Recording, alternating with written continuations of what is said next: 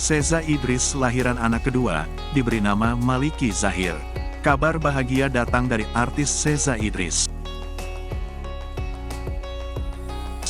Dikabarkan, artis Seza Idris baru saja melahirkan anak keduanya yang berjenis kelamin laki-laki.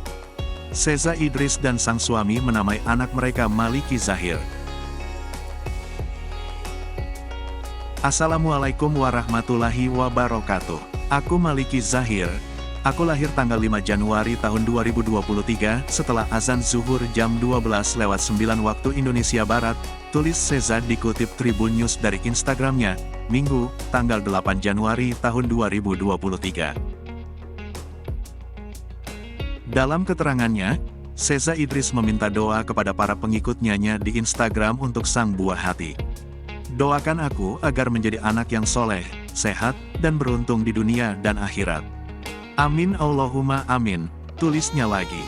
Postingan tersebut lantas mendapat ucapan selamat dari warganet hingga rekan-rekan artis.